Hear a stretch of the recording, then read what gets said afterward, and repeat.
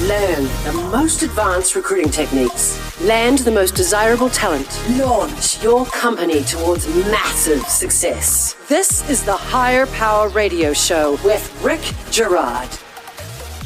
It is time to change our mindset on how to attract and hire the strongest people. The answer is not having the greatest recruiters or tools. It is not having strong employer branding or compensation plans. The answer is really simple. It's about gathering the evidence in the interview to support the decision without assumptions and bias. Leadership drives hiring, not recruiting or HR. So mic drop moment. There are two critical components to your people function: recruiting and hiring. Recruiting is run by, recruiters, and hiring is run by hiring managers, executives, and founders. To land the strongest people for your organization, both functions have to have structure, synergy, and adequate training to be successful. I'm Rick Girard, and welcome to the Higher Power Radio Show. We help entrepreneurs and executives win the strongest hires. We do so by sharing insights from top-performing rebel entrepreneurs, game changers, and industry leaders like our guest today, Mr. Breth. Brian is an alumni from Riot Games and the former VP of Talent Acquisition at FAIR. Brian is a talent acquisition leader and U.S. Marine Corps veteran with over 20,000 years experience, forging, adapting, and applying best practices to complex business challenges in recruiting. He has a proven track record as an entrepreneurial leader whose ability to align teams, enact change, and build sustainable frameworks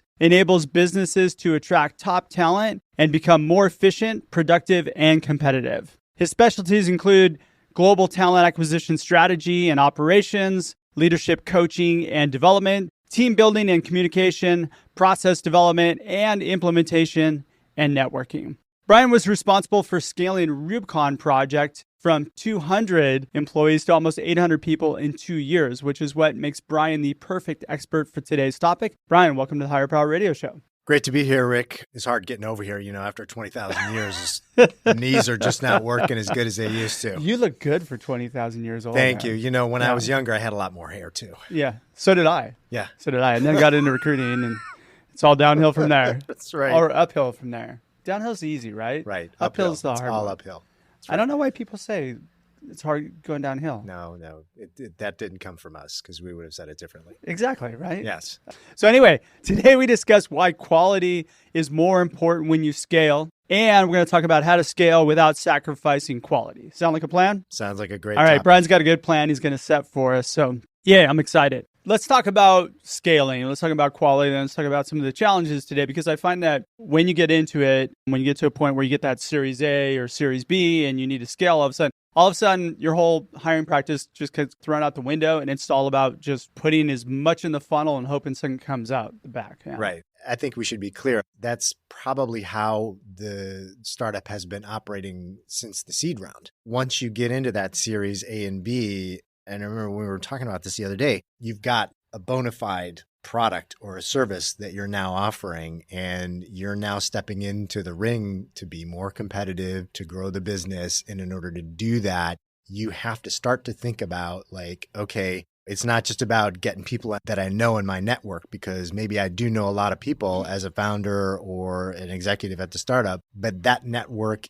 only takes us so far. And I think that when we're looking at people that we know, it's like that hiring adage of we hire the people that are just like us. And so I think when you're in that very early stage, you're definitely doing that. I'm going to retract what I said earlier a little bit. I find that when you're in that early stage pre-seed, you're just finding anybody who will do the work for you. Now it's a step up to where, okay, now I got some referrals and I'm getting some traction. Again, you're not really putting any process in place. You're just essentially hoping that person's going to stick. Well, and everybody's got their hands in it too. All hands on deck. Let's just get the people that we need. And, you happen to know a front-end engineer. Awesome. Let's talk to them is really what it looks like. But then when you get into those rounds, quality comes into the conversation when you're thinking about growing the company, being more competitive, building better things, or building better services. You can't not think about that. All right, so let's talk a little bit about this mindset, because I know that you're under the gun for time, but I feel like if we actually just put some practices in place or some structure in place and change the mindset a little bit, at least it'll put you in a position where you're not going to make these bad hires. Right. And we all have made them. Every one of us. Yeah. has made them. You're saying to yourself that you haven't, you're lying. Yeah, we have. Yeah.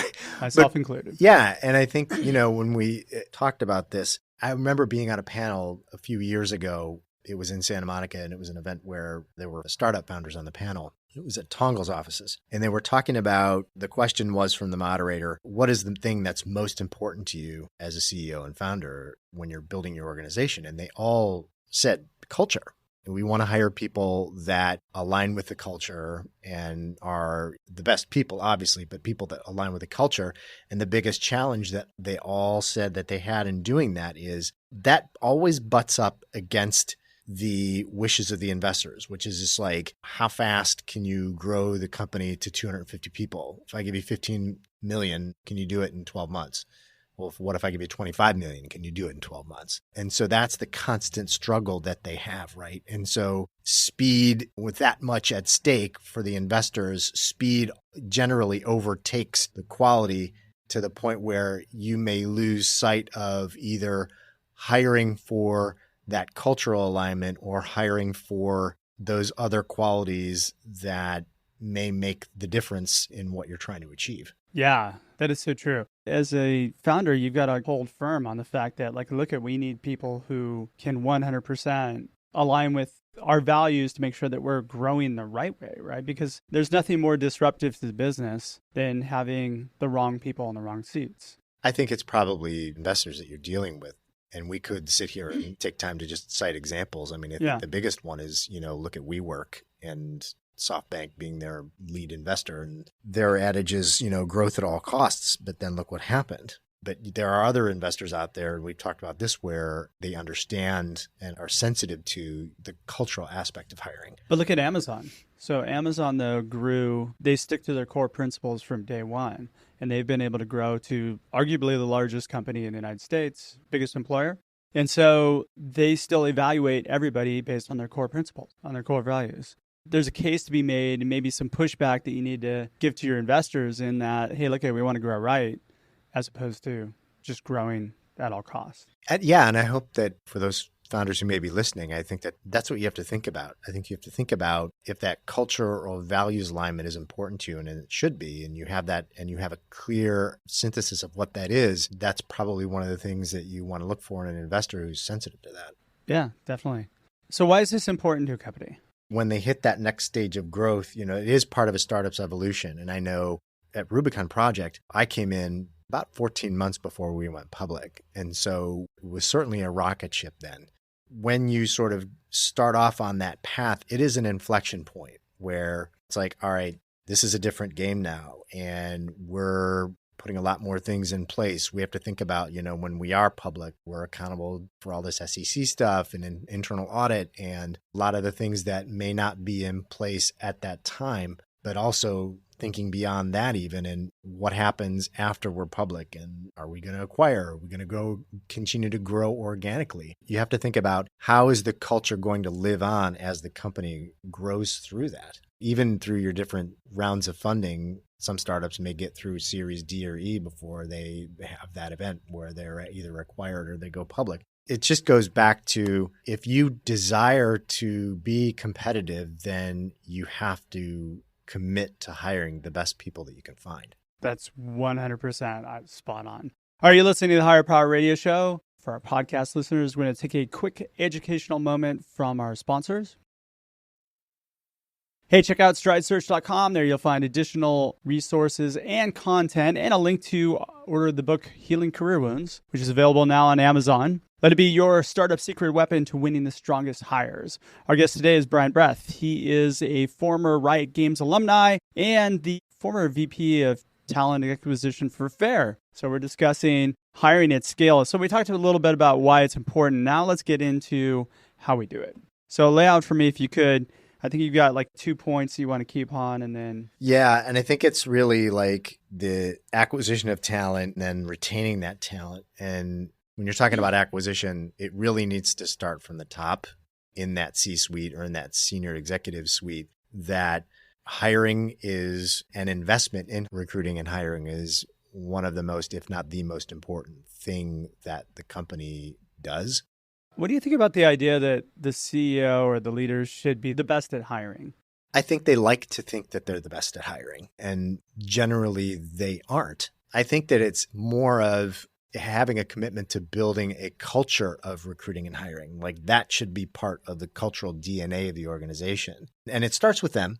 It starts with them. So it starts with them, but ultimately they're the first recruiters within the organization, recruiters, and, they set the hiring practice. That's right. But they should drive that interview and hiring practice more so than anybody else in the organization. And as soon as they can get rid of it, they usually offset it to somebody else. Right. That's a key point right there. When they sort of offset it to somebody else is where things can kind of go sideways. Yeah. Oh, but you're being nice.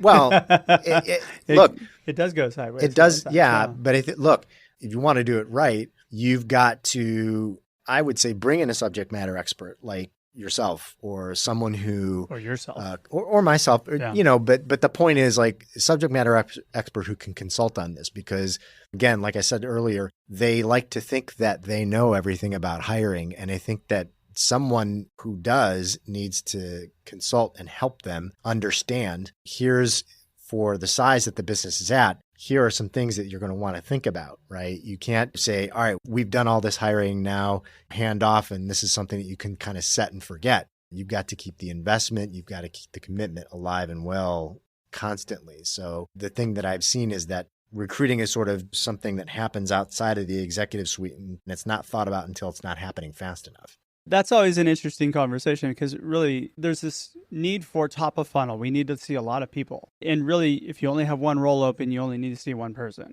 really. And so the recruiting function should be filtering people and getting the right people in front of the hiring managers. It should be set up like a system of checks and balances. Then as they get them, as people funnel in and they're positioned right for the organization, then you should have a function where it should be a very streamlined and impressive interview process. And that does not happen with a lot of companies. It's just kind of like hey, come on in and we'll hope we can find people who can talk to you. And we're going to have 17 people that are going to ask you the same question over and over again. And it's going to be completely unimpressive, especially at A players. I've seen more A players duck out of companies. Or they may even ask questions that aren't necessarily relevant to the role, although they may think they're relevant. Yeah.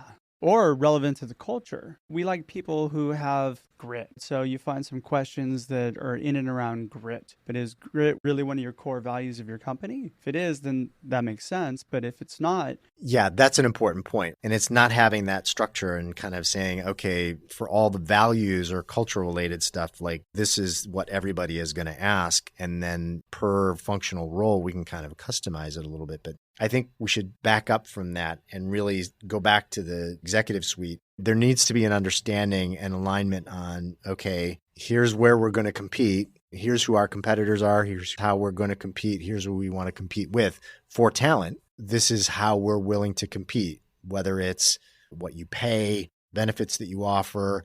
More importantly than that, and this is kind of getting into what we talked about before I came on the show, is the value proposition.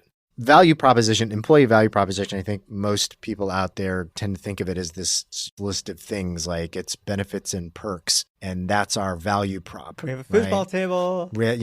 And a great kitchen, and we offer 6 months of parental leave, and that's your value prop. I don't look at the value prop that way. I look at it like you do. Those are nice to have. Those are nice to have, but really the must-haves are, what do you get to work on what do I get to work on that will level me up?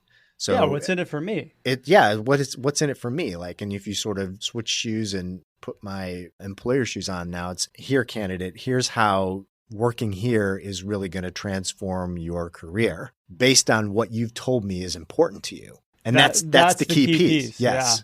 Yeah. Just spot on. Yes. Based on what you shared with me, that's where I feel like you're going to get what you want out of your career. This is where you're going to move up. Nobody wants to do the same thing, especially people who are talented. Nobody wants to do what they've been doing in their current job. And a lot of reasons why people have career wounds and they decide that they want to move on is because they're stuck or they're not able to grow. And if they're working on the same thing and they're not able to grow, and it might be just wonderful, but They might love the place, but again, if they're not seeing the mobility or whatever it is that's important to that person, and you're not able to connect the dots for them, how you can solve that problem, now it's just a transaction. Right. You and I have talked about that. Like generally in most companies, recruiting and hiring is very transactional, and there's not enough conversation had with the candidate about like, let's start off by talking about what's important to you. Why are you thinking of leaving, or where do you want to take yourself? And, if you could learn a new thing, what would that be? And then starting to frame the process around how the company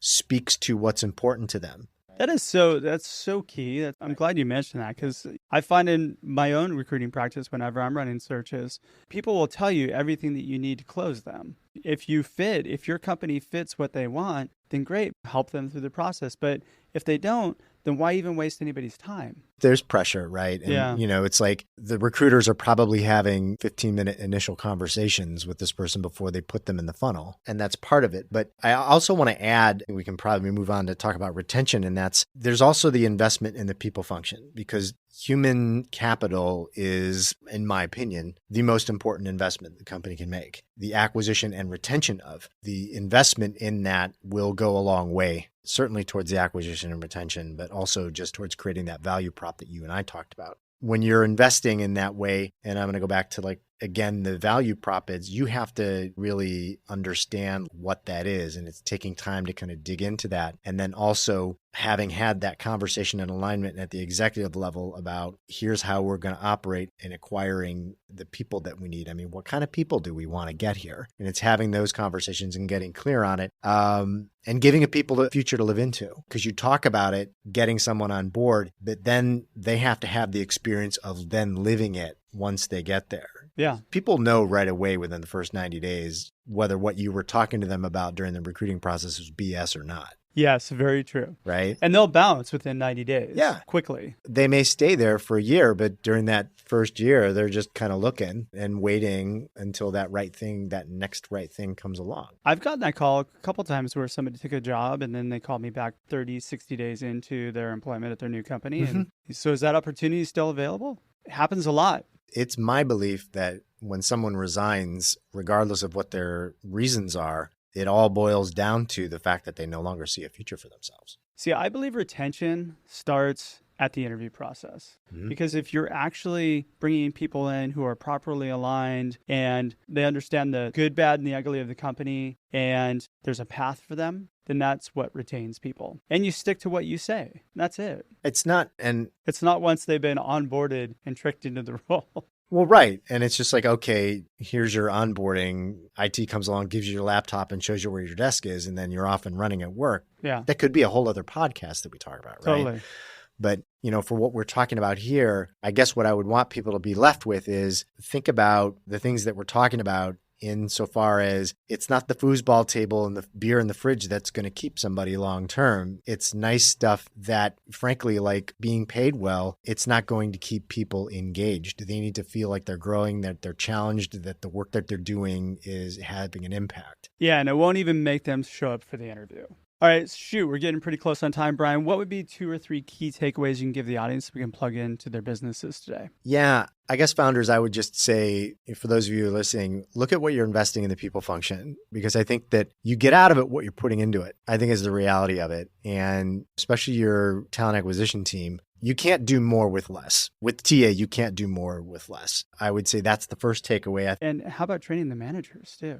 Well, yeah, it's not just having a skilled recruiting team, but hiring managers have to know how to hire. And I think that as a part of their performance management, they have to be held accountable for being good at hiring. And if they're not, then there needs to be that conversation. And I think that's part of the problem with most companies in general, not just startups, is that all of the burden on being skilled and masterful is on recruiting and talent acquisition. And there's not enough focus on here. Let's make sure that there's enough time given to hiring managers to train them up, but also hold them accountable for hiring for their teams. Yeah, I feel like if hiring managers just have a simple structure and have some training as to not what they can't say, but what they should be saying to extract the right data out, then you have a situation where you can crush it and attract all the people that you need right now. Especially, I'm getting calls from CEOs right now saying, I got people not showing up to my interviews. I'm like, well, you know what? that probably has to do with the 15-minute phone call that you use to set up the call. If you don't invest time in, they're not going to invest time to show up. Exactly. They need to know that you're serious, and you being serious means that you've done the legwork and the homework to really come prepared to the interview.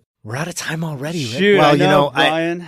When you're over 20,000 years old, I'm probably going to need to take a nap after this, actually. It's 30 I think minutes. we both are, because I'm good for 30 minutes, and then I got to go to I'm I gotta go to sleep. 15,000 years old. Right.